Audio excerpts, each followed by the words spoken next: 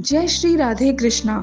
हिंदू धर्म में गौ माता हिंदू धर्म में गौ माता का स्थान अत्यंत उच्च और पूजनीय है। उसे गावः सर्व सुख प्रदाः अर्थात गाय सभी को सुख देने वाली है कहा गया है। वैदिक काल से लेकर पुराणों, उपनिषदों, महाभारत, भागवत और गीता तक गाय को मातृ स्वरूपा, धार्मिकता का प्रतीक और धन एवं समृद्धि का स्रोत माना गया है।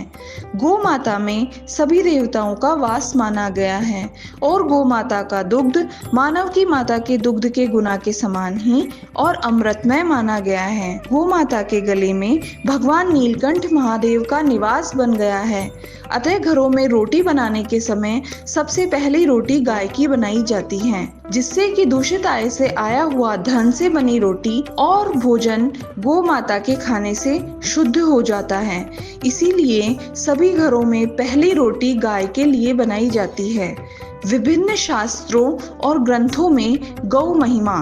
वेदों में गौ माता की महिमा ऋग्वेद में बताया है। आगमद वाजिनी वती शृण्वन्ति सूर्य चक्षसः शुभे पयो दधातु न, अर्थात वह वाजिनी अर्थात गाय हमारे पास आए जो सूर्य की तरह तेजस्विनी है, हमारे लिए शुभ और अमृत तुल्य दूध प्रदान करे। ऋग्वेद में बताया है गावो भूमा जनिता विश्वधाया, अर्थात गाय इस धरती की पूज्य संतानें हैं जो संसार का पालन करती है।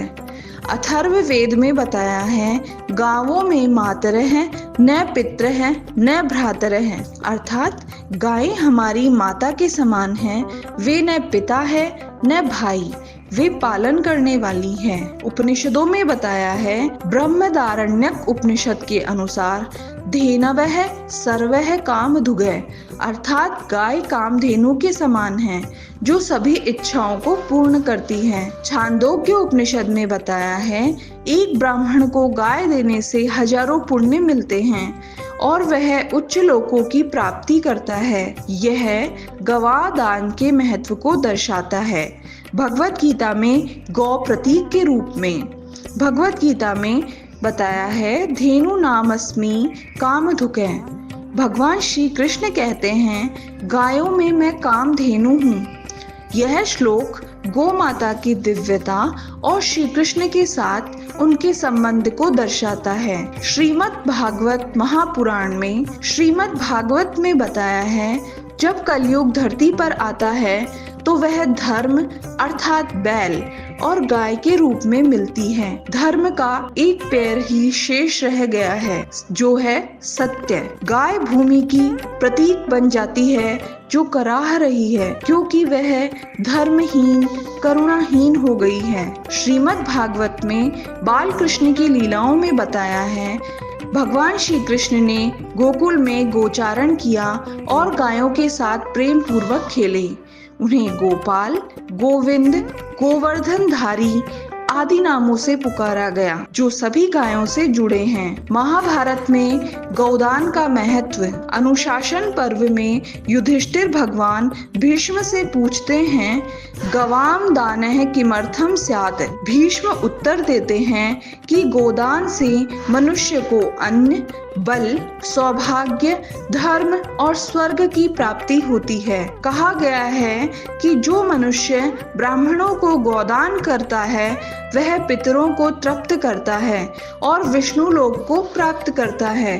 पुराणों में बताया है पद्म पुराण के अनुसार गावो विश्वस्य मातरः, गायें समस्त विश्व की माताएं हैं। स्कंद पुराण में बताया है गवाम प्राप्तिस्तु दुर्लभः, गो सेवा करने वाला व्यक्ति संसार के समस्त पापों से मुक्त हो जाता है। गरुड़ पुराण में बताया है गो हत्या को महापाप कहा गया है।